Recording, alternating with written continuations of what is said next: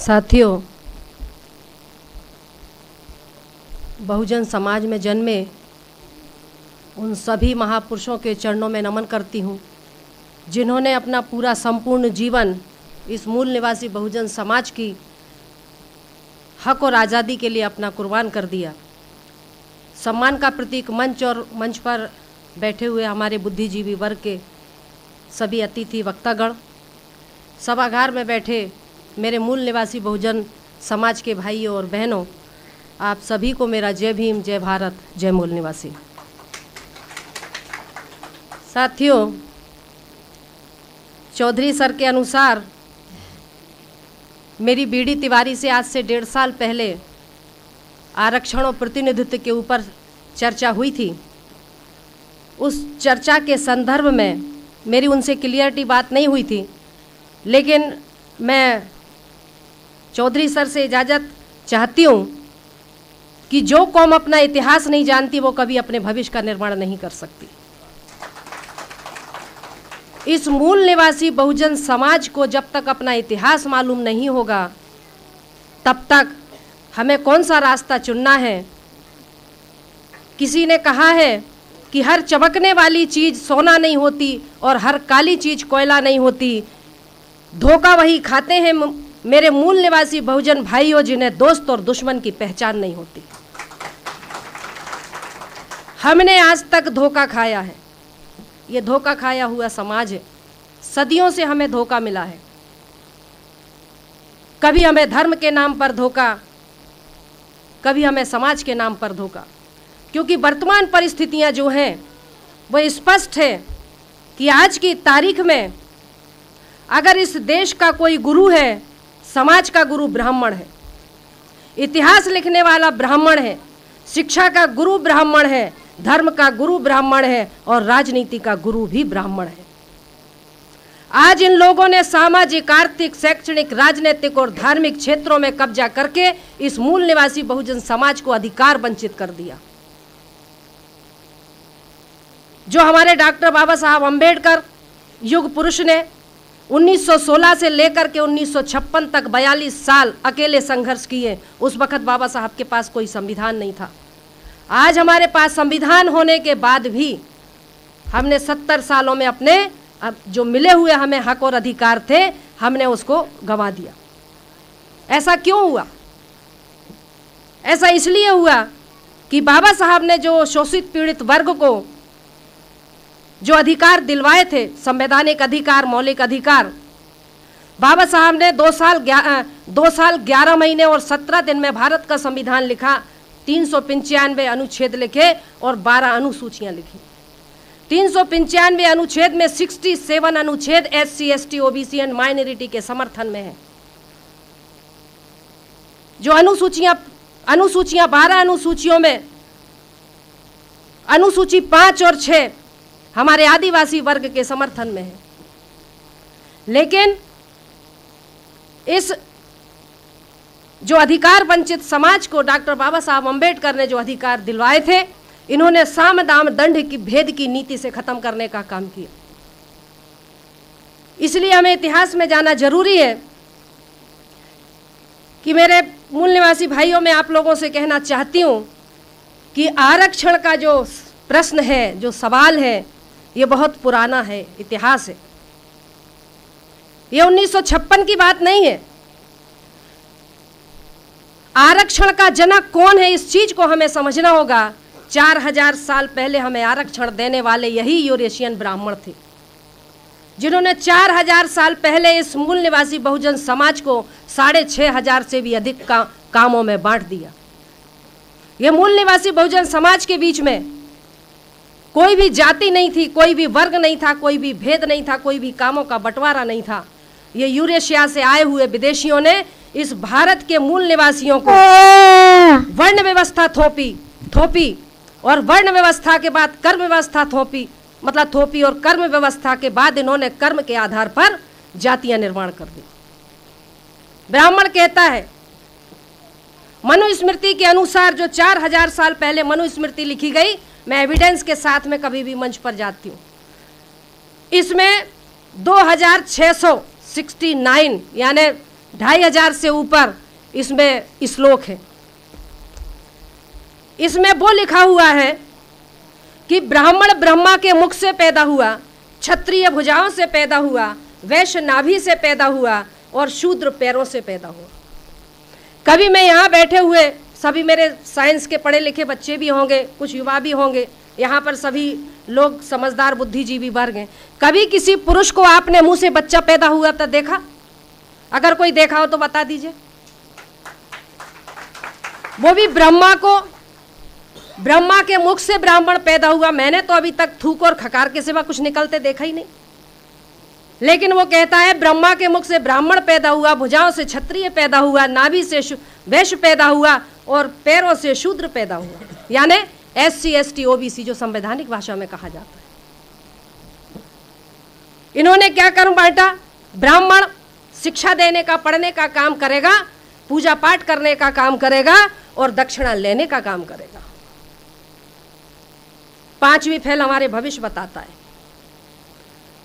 ब्राह्मण पढ़ने पढ़ाने का काम करेगा, शिक्षा देने का काम करेगा, धर्म के नाम पर दान लेने का काम करेगा। क्षत्रिय जो इन्हीं में से बनाए इन्होंने, क्षत्रिय सिर्फ राज्य करने का काम करेगा और ब्राह्मण की रक्षा करने का काम करेगा। वैश्य क्या करेगा? व्यापार करके इनको कर चुकाने का काम करेगा। और जो शूद्र है, जो SC ST जो अधिकार वंचित समाज है, इन तीनों वर्णों की सेवा करने का काम करेगा।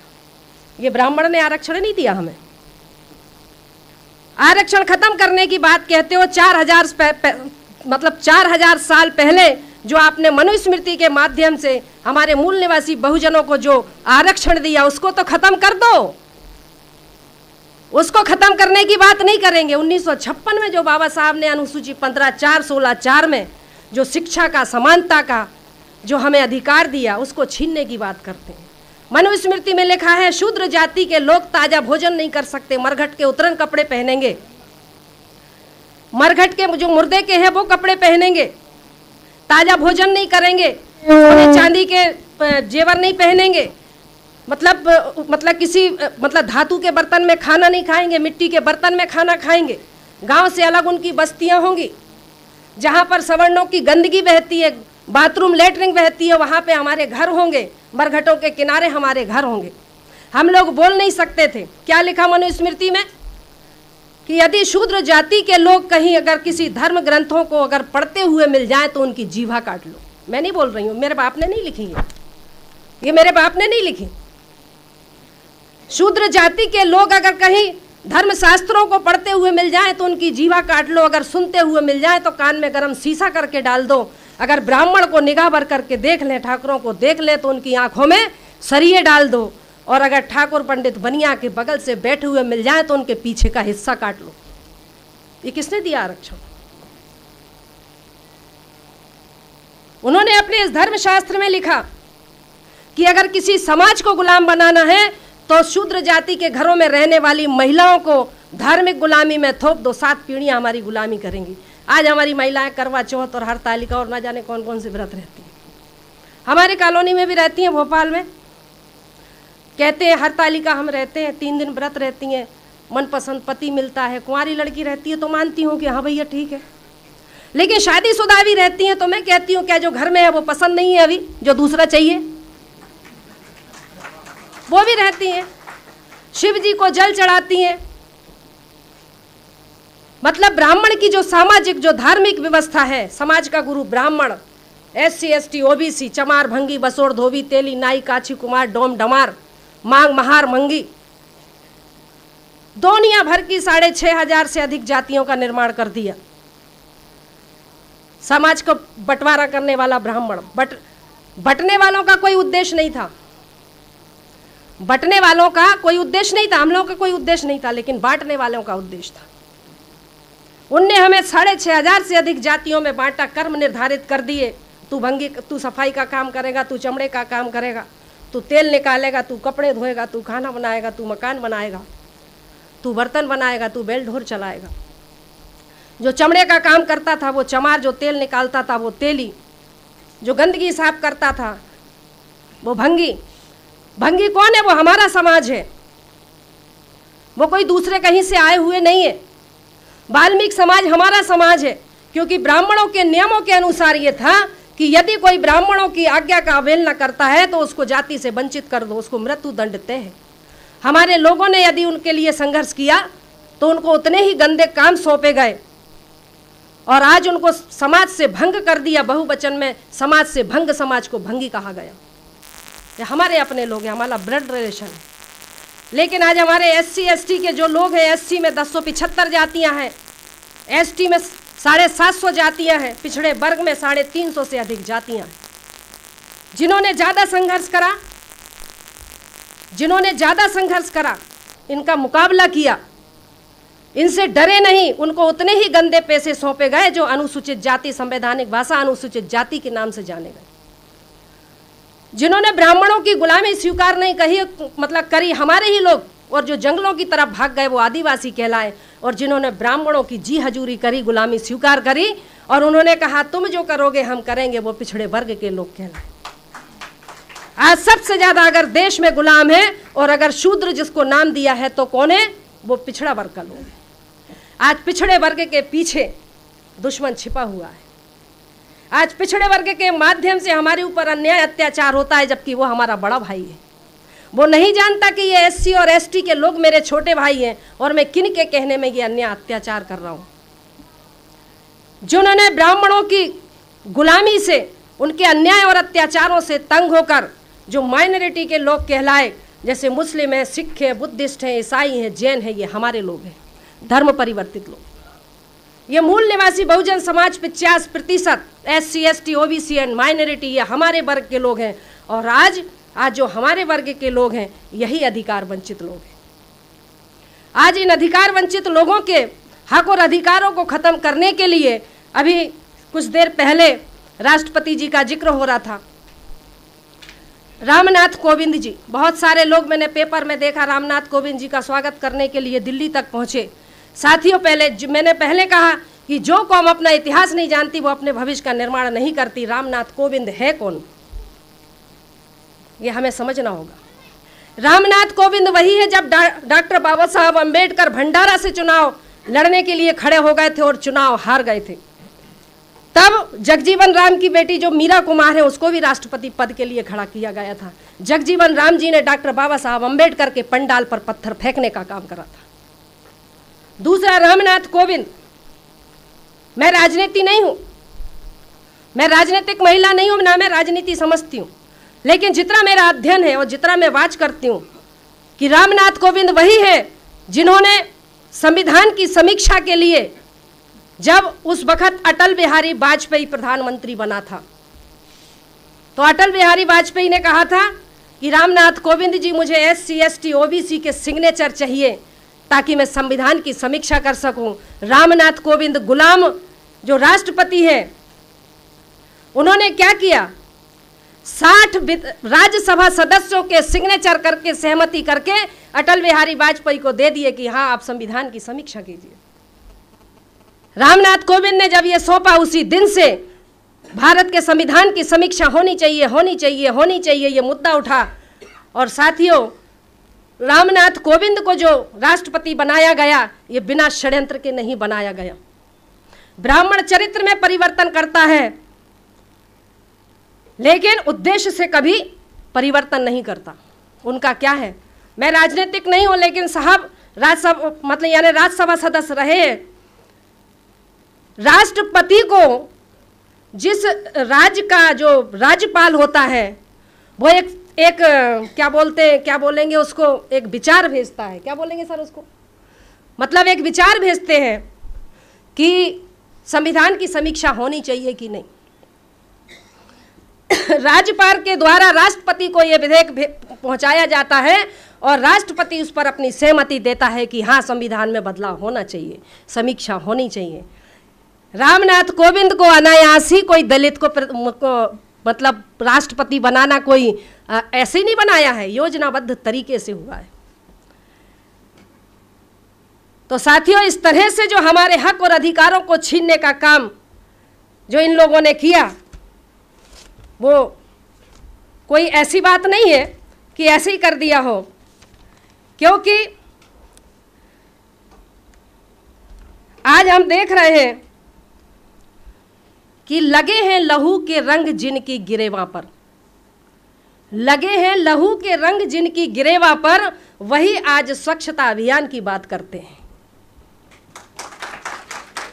हमारी बर्बादी गुजरात से शुरू हुई गांधी के समय पर, और आज भी बर्बादी जो शुरू हुई है वो गुजरात से ही हुई है। 2000 तक नरेंद्र मोदी सामान्य था। आरएसएस का प्लानिंग देखिए, 2000 तक नरेंद्र मोदी जो प्रधानमंत्री है, या ऑन रिकॉर्ड हो रहा है, सीबीआई भी होगी, सब कुछ होंगे, लेकिन मैं नहीं डरती, क्योंकि मैं ऐसे वामसेव संगठन की कार्य करता हूं जो बिना एविडेंस के कोई काम नहीं करता, बिना प्रूफ के कोई काम नहीं करता। ये धोखा खाया हुआ समाज को कभी धोखा देने का काम नहीं करता। जो सच होगा वही बोलेंगे, नहीं तो समाज को धोखा नहीं देंगे। 2002 तक नरेंद्र मोदी जनरल था, और 2002 के बाद जब जाति आधारित जनगणना हुई तो नरेंद्र मोदी को पिछड़े वर्ग में डाल दिया, चाय बेचने वाला दे। कितने बैठे हैं जिन्होंने चाय पी हो मोदी की? कितने बैठे? आप देखिए, जब नरेंद्र मोदी स्कूल कॉलेज में पढ़ते थे उस वक्त कंप्यूटर चलता ही नहीं था, लेकिन नरेंद्र मोदी की मार्कशीट कंप्यूटर से बन करके आ रही है। मैं पूछती हूँ, पहले बीए होता है या एमए होता है? पहले बीए होता है ना, उसके बाद ही तो एमए होगा ना, लेकिन पहले बीए एमए करा, उसके बाद बीए करा। सोचिए, कार्यपालिका, न्यायपालिका, विधायिका और मीडिया पर, ये बिकाऊ मीडिया पर आज ब्राह्मणों का कब्जा है। आज हाई कोर्ट में, मतलब सुप्रीम कोर्ट में 21 जज हैं, 21 में से 19 ब्राह्मण हैं। प्रधानमंत्री कार्यालय में एक भी SC ST का नहीं है, OBC का नहीं है, पूरे के पूरे सवर्ण भरे हुए हैं। क्या व्यवस्था है, क्या प्लानिंग है? बाबा साहब ने 1927 में मनुस्मृति की होली जलाई थी। इसकी 2027 में संविधान की होली जलाने का प्लान है। मैं ये आपको लिख करके देती हूँ। अगर भारत में बाबा साहब का संविधान नहीं बचा तो हम और आप नहीं बचेंगे, ये निश्चित मान के चलिएगा।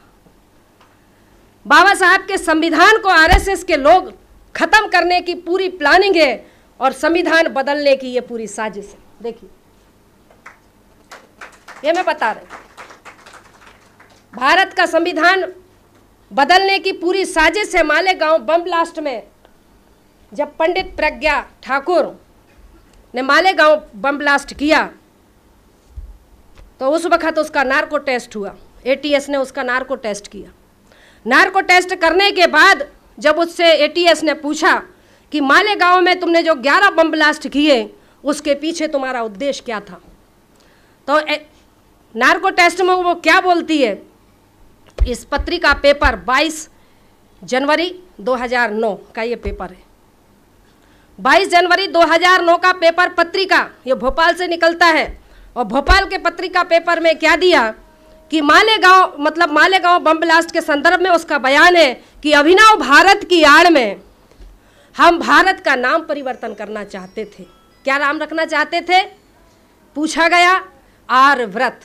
आर्य यानी ब्राह्मण, क्योंकि हमारे देश में जब आर्य आए, हमारे देश में आर्य आए, हूण आए, शक आए, फ्रांसीसी आए, मुगल आए, अंग्रेज आए, ये सब चले गए, लेकिन आर्य आज तक नहीं गया। आज आर्य जो यानी वर्तमान का जो ब्राह्मण है वही आर्य का वंशज है। तो हम आर्य व्रत रखना चाहते थे। दूसरा उद्देश्य, भारत में जो रक्षा मंत्री पद है उसको धर्म रक्षा मंत्री के नाम पर पद रखना, नाम मतलब पद निर्माण करना चाहते थे। तीसरा उद्देश्य, भारत का झंडा परिवर्तन करना चाहते हैं। जो तिरंगा झंडा है, जो बाबा साहब ने जिसका सिलेक्शन किया था, उसमें वो कौन सा भगवा झंडा रखना चाहते हैं। चौथा, उनका भारत का संविधान परिवर्तन करना चाहते हैं। 4528 पेज का आर्य संविधान आज भी अटल बिहारी वाजपेयी के पास लिखा हुआ रखा है। और पांचवा उद्देश्य, भारत की एक विशेष जाति से बदला लेना। भारत की विशेष जाति कौन है? अगर संविधान बदलना चाहते हैं तो हम हुए, नहीं बदलना चाहते हैं तो मुस्लिम हुआ। मैंने सोचा मुस्लिम होगा, लेकिन नहीं साथियों, मुस्लिम कोई विदेश से आया हुआ नहीं है। ब्राह्मणों के अत्याचारों से दुखी होकर के ही हमारे ही लोगों ने इस्लाम धर्म को कबूल किया।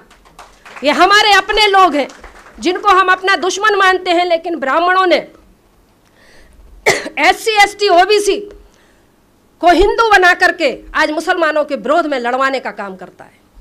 भारतीय संविधान के, इस भारतीय संविधान के अनुच्छेद 340, 341 और 342 के तहत अनुसूचित जाति, आदिवासी, पिछड़े वर्ग के लोग हिंदू नहीं हैं, फिर भी हम हिंदू कहे जाते हैं।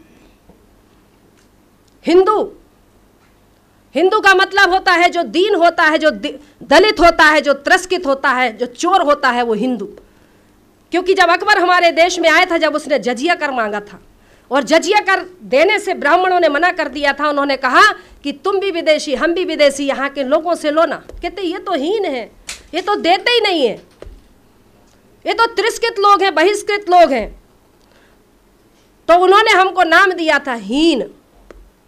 फिर इन्होंने बाद में हिंदू 1922 में RSS के लोगों ने, जो हैंडगवार, जो ढोरों का डॉक्टर है ना, RSS का स्थापना करने वाला हैंडगवार जो ढोरों का डॉक्टर है, उसने 1922 में आर्य समाज की स्थापना करी, हिंदू महासभा की स्थापना करी। और उसने 1922 के बाद 1924 में उन्होंने जनसंघ का निर्माण किया, आर्य समाज का उसका निर्माण किया 1924 में, और 1980 में फिर उसको भारतीय जनता पार्टी का नाम दिया। चटर्जी, बैनर्जी, मुखर्जी नाम के 3 ब्राह्मणों ने कांग्रेस, जिसको हम आज पार्टी बोलते हैं, उसमें एक अंग्रेज भी था, 1885 में चटर्जी, बैनर्जी, मुखर्जी नाम के 3 ब्राह्मणों ने एक मनोरंजन क्लब बनाया। मनोरंजन क्लब बनाने के बाद उनके दिमाग में आया कि इसको मनोरंजन क्लब बनाने के बजाय इसको बना तो दिया, इसको कांग्रेस पार्टी बना दी जाए। अंग्रेजी शासन में कांग्रेस पार्टी बनी। बैनर्जी, चटर्जी और मुखर्जी नाम के 3 ब्राह्मणों ने कांग्रेस ब्राह्मणों की, बीजेपी ब्राह्मणों की, कम्युनिस्ट ब्राह्मणों की, देश में आज कोई भी ऐसी एक पार्टी नहीं है जो ब्राह्मण ठाकुर बनिया विहीन पार्टी हो। आज एक तरफ मूल निवासी बहुजन समाज के 85% लोग हैं, दूसरी तरफ जो है वो लोग हैं जिनमें ब्राह्मण ठाकुर बनिया है। लड़ाई हमारी किससे है? किससे लड़ रहे हम? किससे लड़ रहे? क्योंकि मूल निवासी बनाम विदेशी, मूल निवासी बनाम विदेशी। आज कोई भी पार्टी ऐसी नहीं है जिसमें ब्राह्मण ठाकुर बनिया ना हो, इसीलिए हमारे अधिकारों को आज छीना जा रहा है। जब जब हमारे सेनापतियों का नेतृत्व भर करके आता है, तब तब हमारे सेनापतियों का शिकार होता है। संत कबीर का शिकार हुआ, संत रविदास की हत्या हुई, छत्रपति शिवाजी महाराज के दाहिने अंग से उनके मतलब यानी ब्राह्मण ने, कोकोनस्थ ब्राह्मण ने 500 मोहरें लेकर के दाहिने पैर के अंगूठे से छत्रपति शिवाजी महाराज का राज्याभिषेक किया। छत्रपति शाहू जी महाराज ने 1901 में सबसे पहले आरक्षण देने का काम करा कि अधिकार वंचित जो समाज है इसको मैं आरक्षण दूंगा। 1901 में 1908 में अंग्रेजों ने सोचा कि ये वाकई में अधिकार वंचित समाज है, इनको कुछ देना चाहिए, क्योंकि छत्रपति शाहू जी महाराज जो कोल्हापुर के राजा थे, उन्होंने 50% इस वंचित समाज को आरक्षण दिया, जिनको इसीलिए उनको आरक्षण का जनक कहा जाता है। 50% आरक्षण 1908 में अंग्रेजों ने विचार किया और 1935 में अंग्रेजों ने इसके लिए एक कानून बनाया कि इनके लिए अधिकार मिलना चाहिए, और 1942 में बाबा साहब ने इस अधिकार वंचित समाज को हक और अधिकार के लिए आंदोलन किया। और 1930, 31, 32 में गोलमेज सम्मेलन में जाकर के बाबा साहब ने हमें 3 अधिकार लेकर के आए। प्रतिनिधित्व का अधिकार, 2 वोट का अधिकार, प्रौढ़ता का अधिकार। इस बनिया गांधी ने 3 दिन का उपवास रहा, मतलब 1931-32 में यरवदा जेल में व्रत पर रह गया और कहने लगा, मैं दलितों के लिए जो तू अधिकार ब्रिटिश शासन से लेकर के आया है, मैं अपने जान की बाजी लगा दूंगा, लेकिन तुझे अधिकार नहीं दूंगा तेरे समाज को।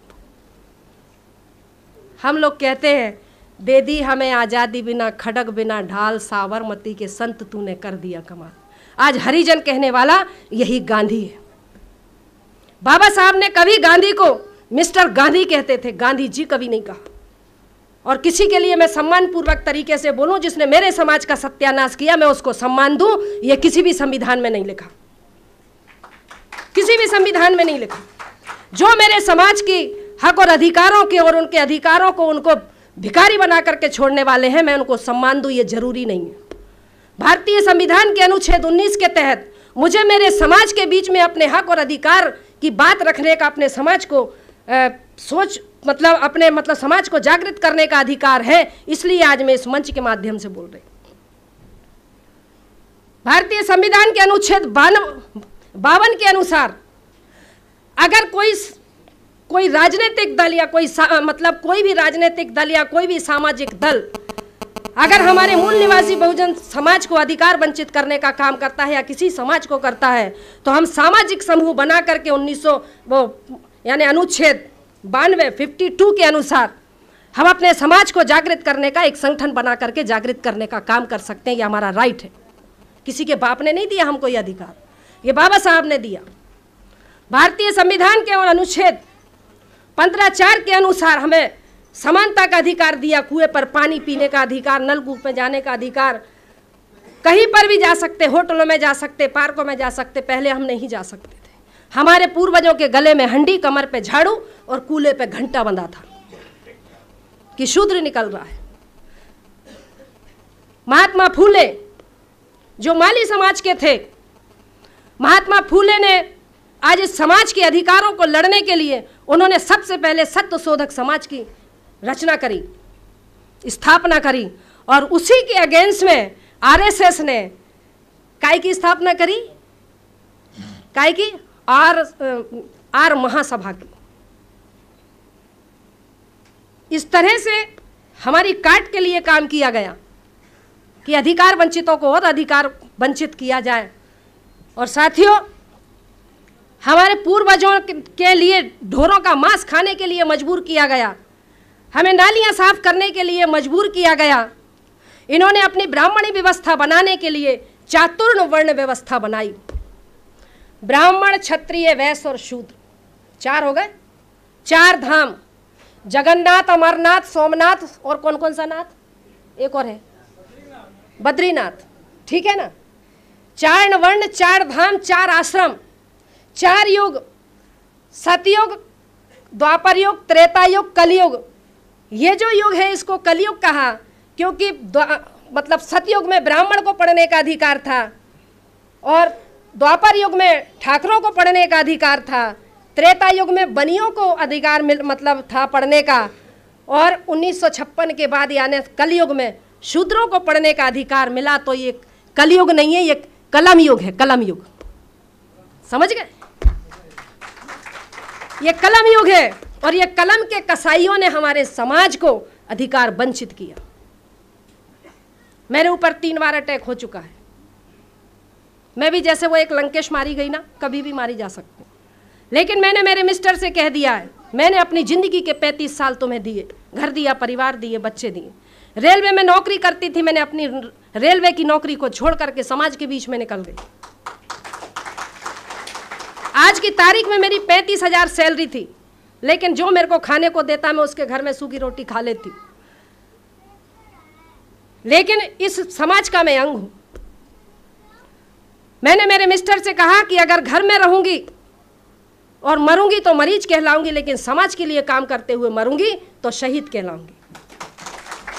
आज समाज के लिए काम करने का,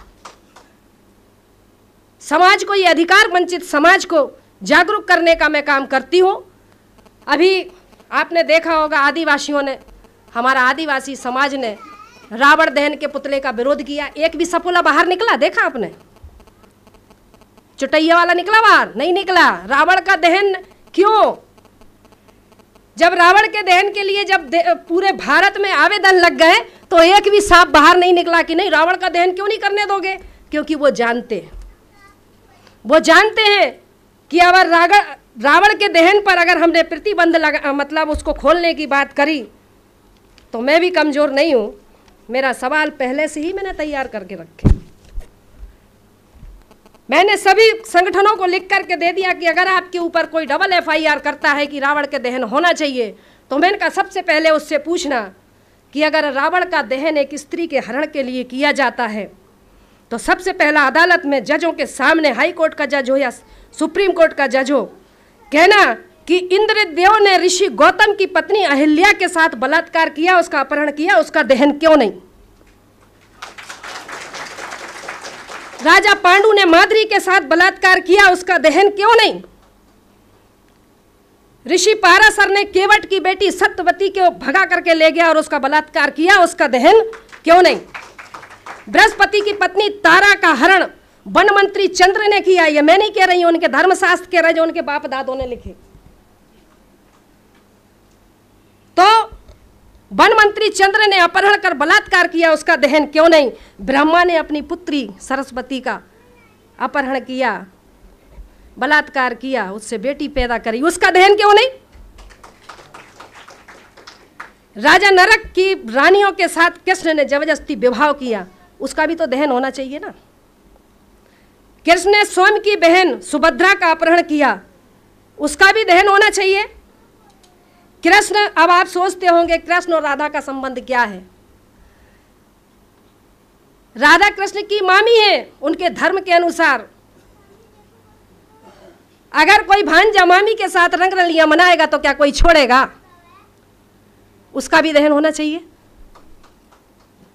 इसी तरह भीष्म पितामह, महाभारत में भीष्म पिता ने अंबे अंबालिका का अपहरण किया, तीन लड़कियों का अपहरण किया, अंबे, अंबा, अंबालिका, उसका भी दहन करो। रावण का दहन करेंगे क्योंकि वो अनार था, वो हमारा मूल निवासी राजा था, उसको कहते हैं ब्राह्मण है। वाल्मीकि जी को कहते हैं ब्राह्मण है। आज हमारा जो भंगी समाज है, वाल्मीकि समाज है, वो सोचता है कि वाल्मीकि जी ने रामायण लिखी। अगर रामायण लिखी तो सुंदरकांड के दोहा क्रमांक 58 में यह क्यों लिखा कि ढोल गवार शूद्र पशु नारी सकल तारणा के अधिकारी? क्यों लिखा? ये लिखा है। ब्राह्मण जितने भी हमारे देश में आक्रांता आए, सबने भाषा के नाम पर बेवकूफ बनाया। आर्यों ने संस्कृत के नाम पर, आर आए, हुण आए, शक आए, फ्रांसीसी आए, मुगल आए, अंग्रेज आए, सब तो हमें बेवकूफ बनाएगा, क्योंकि ये देश सोने की चिड़िया था, इसमें दूध की नदियां बहती थीं। इस देश को लूटने वाले यही है। 4 वर्ण बनाए, 4 धाम बनाए, 4 यज्ञ बनाए। यज्ञ कौन से थे मालूम है आपको?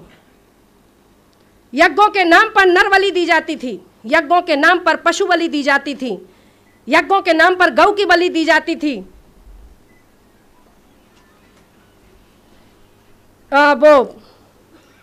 उन्होंने नर बलि, गौ बलि, अश्व बलि, राम ने किया ना अश्वमेघ यज्ञ, सुना है ना? अश्वमेघ यज्ञ, नर बलि, पशु बलि, अश्व बलि और कन्या बलि, ये बलियां दी जाती थी। बलि के नाम पर मांस भक्षण करना और सोमरस पीना, ऋग्वेद में ब्रह्मा कहता है, ऋग्वेद में ब्रह्मा कहता है, हे ब्रह्माणी, तुम मुझे गौ का मांस इतना खिलाती हो कि मैं खा खा के सांड जैसा हो गया। ऋग्वेद में लिखा, मैंने नहीं लिखा, ऋग्वेद पढ़ लो। चैलेंज करना है तो पढ़ लो उठा करके।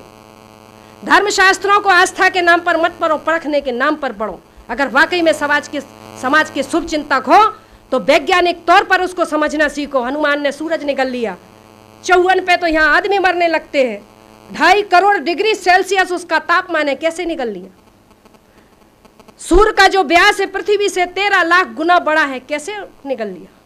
कपोल कथाएं लिख लिख करके इस मासूम बेबस मजबूर समाज को गुमराह करने का काम किया। साथियों, समय की पर्ची आ गई है, लेकिन मैं आरक्षण का इतिहास इसलिए बताया कि आरक्षण खत्म करना है तो जो 4000 पहले आपने इन समार भंगी बसोड़ धोबी तेली नाई बनाया, क्योंकि 1932 में जब गोलमेज सम्मेलन हुआ वहां पर आरक्षण का आधार तय किया गया था। वो आरक्षण का आधार था कि जो सामाजिक शैक्षणिक रूप से जो पिछड़ा हुआ वर्ग है, ये जब तक समानता में नहीं आ जाता तब तक देश में से आरक्षण खत्म नहीं हो सकता। राजनीतिक आरक्षण 10 साल के लिए था और राजनीतिक आरक्षण अनुच्छेद 340 के तहत जो दिया था कि राजनीतिक आरक्षण 10 साल के लिए है, वो ऐसा कि यदि मान लो ये समाज जो है अपने देश का मतलब अपने लोगों का, जो अपने लोग हैं जिस समाज का है, चाहे वो SC का हो, चाहे वो ST का हो या OBC का हो, इसको जैसे बाबा साहब ने 2 वोट का अधिकार दिया था ना, इसी तरह उन्होंने, गांधी ने छीना। तो यह जो मतलब राजनीतिक आरक्षण था ये 10 साल के लिए था कि जाकर के अब तुम जाकर के संसद में अपने समाज के लोगों की लड़ाई लड़ना। अगर तुम्हें समाज पसंद करेगी तो 5 साल के लिए, फिर तुम्हें टिकट देगा, तो 10 साल के लिए था। और 10 साल के बाद अगर तुम सही काम करते हो तो तुम्हें मौका दिया जाएगा, नहीं तो तुम्हारा छोटा भाई जाएगा और वो तुम्हारी लड़ाई लड़ेगा। आज राजनीतिक आरक्षण को हमारे जो लोग हैं, BD तिवारी जो ब्राह्मण जाति से है, उसने 10 साल का जो आरक्षण है वो प्रतिनिधित्व में जोड़ दिया, यानी सामाजिक आरक्षण में जोड़ दिया। और इस तरह से आज हमारे लोग डर गए कि ये कांग्रेस और बीजेपी की बदौलत आज हमारा आरक्षण जिंदा है। पहले संविधान को पढ़ तो लो। हमारे घरों में रामायण मिलेगी, गीता मिलेगी, महाभारत मिलेगी, वेद मिलेगा, पुराण मिलेगा, ब्रह्मोत्तर पुराण मिलेगा, वायु पुराण, अग्नि पुराण, मत्स्य पुराण, सब पुराण मिलेंगे। लेकिन अगर नहीं मिलेगा तो संविधान। मैं यहाँ बैठे हुए लोगों से पूछना चाहती हूँ, अपने अपने हाथ ऊपर करके बोलो कि किस किस के घर में संविधान है। 10% भी नहीं है। 10% लोगों के घरों में संविधान नहीं है, जो हमें गुलामी से आज़ादी की तरफ लेकर के आया। और हमारे पास गुलामी में जाने के लिए बहुत सारे धर्म ग्रंथ हैं। रामायण मिलेगी, गीता मिलेगा, वेद मिलेगा, पुराण मिलेगा, सब मिलेगा। इसीलिए मैंने लिखा, एक मेरे समाज के लिए लिखा, क्योंकि मैं लिखती भी हूँ। मैंने लिखा कि मनोकामना पूरी होगी ऐसा कहते जनता को, और घंटी बजा बजा के ठगते रहते जनता को। 22 वेद पुराण भारत में कहां से आए, क्या ऊपर से आसमान ने टपकाए। नहीं गिरे वेद पुराण अमेरिका रूस जापान में। समझने वाली बात है।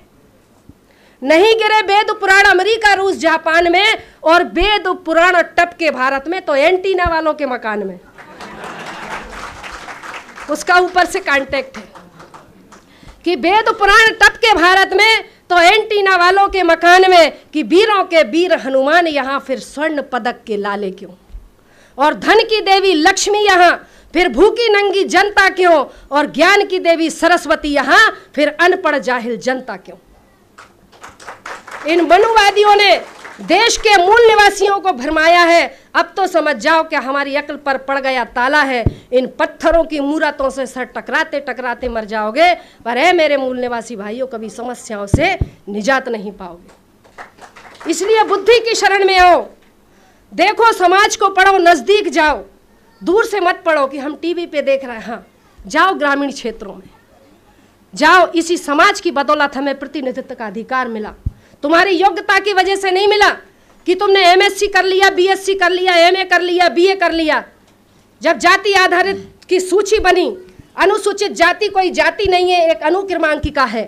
सूचीबद्ध किया गया था 1 नंबर, 2 नंबर, 3 नंबर, 4 नंबर। इन मनुवादियों ने अनुसूचीबद्ध लोगों को अनुसूचित जाति का कह दिया, और आज हमारे पढ़े लिखे बच्चों को जाति प्रमाण पत्र देने का काम करते हैं। क्या लिखा है? जाति प्रमाण पत्र। यहाँ पर हाई कोर्ट के जज साहब बैठे। क्या वो भारत में जो जाति प्रमाण पत्र बन रहे हैं, क्या वो संवैधानिक है? नहीं है। बाबा साहब ने जाति का उल्लेख संविधान में नहीं है, धर्म का उल्लेख नहीं है। बाबा साहब ने सिर्फ वर्ग का उल्लेख किया। इन ब्राह्मणवादी व्यवस्था के लोगों ने हमारे लोगों को जाति प्रमाण पत्र देने का काम किया। प्रमाणित किया जाता है कि फला फला बल्द फलाना ये इस जाति से है और इसका धर्म हिंदू है, जबकि जाति का उल्लेख नहीं है। अगर लिखना है तो वर्ग लिखना चाहिए, क्योंकि जातियां 1075 को चिन्हित सूचीबद्ध किया गया था। ऐसी वर्ग का चमार, भंगी, बसोर, धोबी, तेली, मतलब धोबी, बसोर, हम सब एक ही तो हैं। लेकिन जाति का उल्लेख कर करके आज हम 6500 जो जातियों के लोग हैं, आज एक एक जाति के 4-4 हजार संगठन बने। 70,000 संगठन देश में बने हैं, लेकिन 70,000 संगठन देश को जागृत करने का काम नहीं करते, बल्कि बाबा साहब और महात्मा फूले की फोटो लगा करके पंडित जवाहरलाल रोजगार योजनाएं चलाने का काम कर रहे हैं। समाज को जागृत करने का काम, बेसिक जानकारी नहीं है, इतिहास की जानकारी नहीं है, लेकिन बेस है, कैडर नहीं है। कैडर विहीन समाज कभी आंदोलन नहीं करता, कैडर विहीन समाज कभी आंदोलन नहीं करता। जब उसको अपने दुश्मन की पहचान नहीं है तो मारे किसको? हाथ पे पट्टी बांध के बंदूक चला रहा है, पता चला हमारी भाई मारा जा रहा है। तो साथियों, समय मैंने बहुत सारा लिया है, बहुत बोलना मेरे को बहुत कुछ है। आखिरी में एक ही बात कहूँगी कि मेरी ज़िंदगी का जो मकसद है, एक जंगल में आग लगी थी, एक जंगल में आग लगी थी। हाथी बहुत से खड़े खड़े देख रहे थे कि इस जंगल की आग में बहुत सारे पशु पक्षी जीव जंतु जल जल के मर रहे हैं। हाथी खड़े देख रहे थे। एक चिड़िया थी, वो बेचैन होकर के इधर उधर घूम रही थी और अपनी छोटी सी चोंच में से पानी ला करके उस जंगल की आग पर डालने का काम कर रही थी। जब जंगल की आग पर डालने का काम कर रही थी तो जो उसके बड़े भाई हाथी लोग थे वो बड़े हंस रहे थे, कह रहे थे क्यों रे, तेरी इस छोटी सी चोंच की आग से इस जंगल की आग बुझ जाएगी क्या? तो चिड़िया बोलती है, मेरे भैया, जंगल की आग बुझेगी या नहीं बुझेगी मैं नहीं जानती, पर मेरा नाम आग लगाने वालों में नहीं, आग बुझाने वालों में जरूर शामिल किया जाएगा। साथियों, मेरा जीवन का उद्देश्य ये है और आपके लिए मैं आखिरी संदेश देती हूँ कि एक जगह बंदरों का सम्मेलन हुआ, एक जगह बंदरों का सम्मेलन हुआ। बंदरों ने सोचा हमें भी इंसान बनने का अधिकार है, हम क्यों इनकी इतनी अत्याचार, ये मदारी हमें जब देखो हमारे पिछवाड़े पर डंडा मारता रहता, हमें बीच रोड पे नचाता रहता। हम भी लोगों को इकट्ठा करके समाज को जागृत करने का, अपने जो हमारे लोग हैं उनको जागृत करने का, बंदरों को जागृत करने का काम करते हैं। और जागृत करते करते उन्होंने एक सम्मेलन आयोजित किया, बहुत सारे बंदरों को बुलाया, बहुत सारे बंदर आए। कुछ लोग कहते फालतू का काम है, ये सम्मेलन करने से क्या होगा, क्या हमारा भला हो जाएगा? कुछ लोग बैठे रहे, कुछ लोग सुन करके चले गए, कुछ उसका बहिष्कार करके चले गए, कुछ आए कुछ नहीं आए।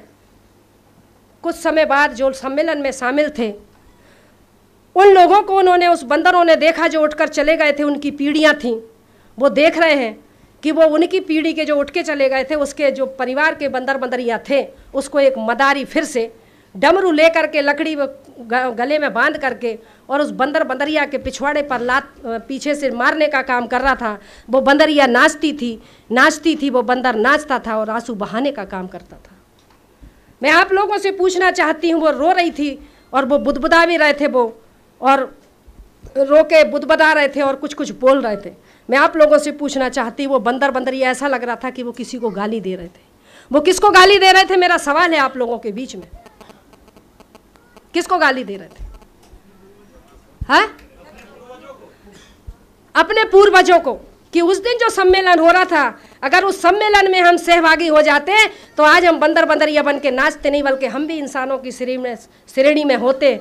मेरे साथियों, ये आंदोलन है, ये समाज को जागृत करने का आंदोलन है। इस आंदोलन से जुड़े और अपने समाज को, जो सामाजिक आंदोलन, जो समाज की लड़ाई लड़ रहे हैं, उनके साथ में उठ करके खड़े हो जाइए। ऐसी में आपसे मेरी गुजारिश है। मैंने अनुशासनहीनता भंग करी है, उसके लिए मैं आप सभी से क्षमा चाहती हूँ, आयोजकों से भी क्षमा चाहती हूँ कि मैं जब तक मेरी बात पूरी नहीं होती, मैंने साहब से 3 घंटा मांगा था, सर ने मुझे आधा घंटा दिया, पर मैं आगे से जब भी मुझे बुलाया जाए तो कम से कम मुझे 3 घंटे बोलने के लिए, मेरे समाज को जागृत करने के लिए दी जाए। ऐसी मैं यहाँ से विनती करती हूँ। आप सभी ने मेरी बात को ध्यान से सुना, समझा। और हाई कोर्ट के जज साहब को ईवीएम के विषय में मैं बताना चाहती हूँ। सुप्रीम कोर्ट, ये हाई कोर्ट का डिसीजन 8 अक्टूबर 2013 को यानी सुप्रीम कोर्ट का जो डिसीजन है, वो आदेश होता है कि ईवीएम विदाउट पेपर ट्रेल चुनाव ना करवाए जाएं। 2014 में जो भारत निर्वाचन आयोग है उसने नाजायज तरीके से चुनाव करके नाजायज सरकार केंद्र में बिठाई। अगर चुनाव नाजायज है तो प्रधानमंत्री जायज कैसे हो सकता है? वो भी नाजायज है। अगर वो नाजायज है तो ये सरकार नाजायज है। और ये नाजायज लोग आज हमारे समाज को अधिकार वंचित करने का काम कर रहे हैं। मैं इसकी फोटो कॉपी करा के अपने जज साहब को दूंगी ताकि इसके ऊपर कार्रवाई करे। बाल सुब्रमण्यम स्वामी, प्रकाश करात, अटल बिहारी वाजपेयी और बहुत सारे 10-12 नेताओं ने मतलब हाई कोर्ट में यानी अपील करी थी 2009 में, 2011 में, 2013 को डिसीजन आया, फिर भी इन्होंने नाजायज़ तरीके से 2014 को चुनाव लड़वाया और नाजायज़ सरकार पूरे देश में बनाई। ऐसी नाजायज़ सरकार को उखाड़ के फेंकने का काम हमारा और आपका है।